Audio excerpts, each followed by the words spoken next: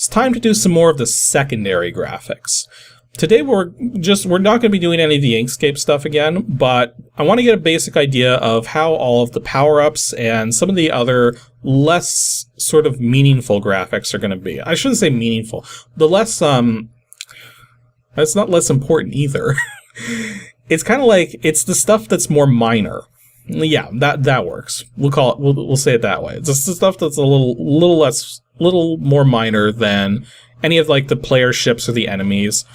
So at the moment, I just pulled in some of the things that I knew I wanted to work on, like the graphics for the missiles, the graphics for the weapon power-ups, and the graphics for the usable power-ups. One of the neat things I decided on is I was actually going to have it so that the different kinds of missiles actually did have different graphics to them, so that they didn't all look identical. And this was tricky, coming up with different missiles that were actually distinctive enough to make that sort of work. But I think I actually came up with some neat designs here. Now, I know they're just really tiny amounts of pixels at the moment, but you'll see what I have planned coming up. Part of the reason I wanted to pull in the graphics like this, because I didn't really have to do this, because all the weapon and usable power-ups are just a sort of graphic with a letter in them, but I wanted to make sure I had the colors figured out, because each one of these is going to have a different color assigned to it. So figuring out the colors for this, that was actually kind of tricky, because I sort of wanted to make sure that they were distinct enough, but yet not too dissimilar from my ideas of how I wanted those weapons to look. Because, like, I mean, if you make a laser power-up, and, like, here I'm making it blue, at least at the moment, but that means if I'm making that laser power-up blue, I'm going to give this expectation that the laser itself is going to be blue. So that's something I wanted to keep in mind with putting these together. Actually, a funny thing that happened when I was working on the usable power-ups here is that I noticed that I had them sized wrong. They're actually supposed to be 1 pixel longer. So I actually had to go in and, well, as you saw, that was a pretty simple change. But it was something that I noticed, and I did have to make that change, otherwise the letters wouldn't render in there properly, or they wouldn't be the right kind of letters, or not sized right or whatever. It did take a bit of effort, but I did ultimately figure out what colors I wanted for each of the different weapons and each of the different usable power-ups.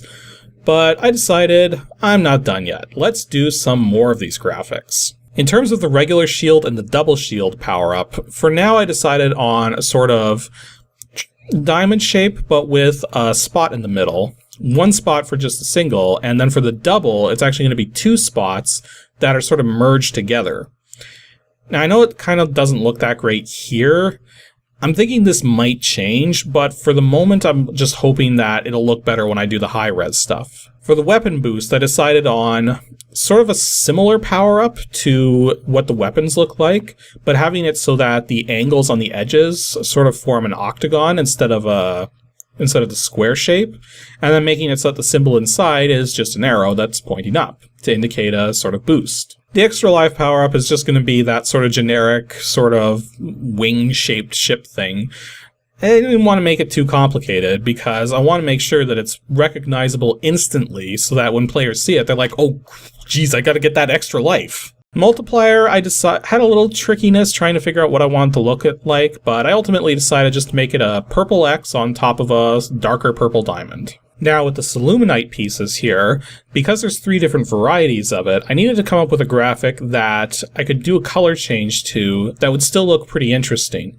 So as you can see right here, I'm doing the green Soluminite first, but what I can do with Deluxe Paint 2e is I can do something called multi-cycling. And if you've got your palette set up in a good way, you can actually, basically what I'm doing there, cycle the entire color palette of the thing that you've got doing.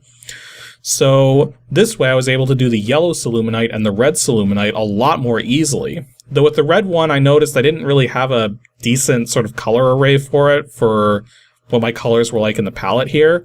Again, this is just the basic draft stuff, so when I pull this into Inkscape, I can be more specific about the colors that I want. Next, I had to do the missile power-ups, and this got a little interesting here, because there has to be 3 different kinds for every kind of missile power-up. There has to be a 2-pack, a 4-pack, and what normally would be considered an 8-pack also happens to be the one that changes your active missile type.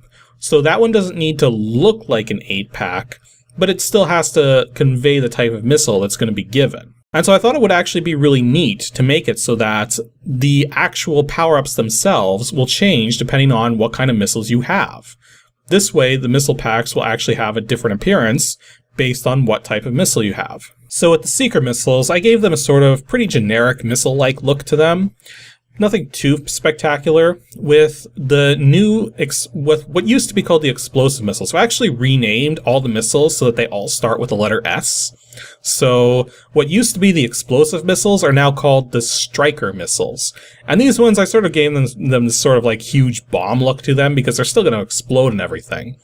But they will still have some homing to them. The splitter missiles were tricky because they don't exactly look like that when you fire them. The splitter missiles are just going to look like a whole bunch of small micro missiles when you fire them.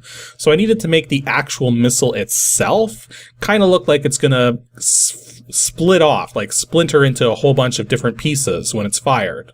So that was a little tricky, and I think I pulled it off, but I don't know. This one's going to be hard to bring into Inkscape. And then the ones that used to be called velocity missiles are now called screamer missiles because they move really freaking fast. They scream through space, as it were. And these ones, I decided to give them a sort of really like pointed look. Like they're gonna move really fast, like really aerodynamic.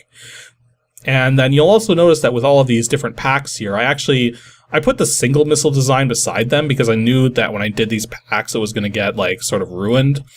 Because the packs actually have a sort of band across them, and that band is what holds them together as a pack. I don't know, I just thought it would be neat that way. And that's all the graphics I decided to do for now. As you can see, it's a significant amount of progress. There's not actually a lot more to do here. I still have to do the bosses, but I haven't designed all the bosses yet, so we'll get to that eventually. But for the moment, it's looking pretty solid, what I've got. I think other stuff that I still need to do are graphical user interface stuff, like when you're outside of the actual game, like in the menus and stuff. I haven't figured out any of that yet, but we'll definitely get to it.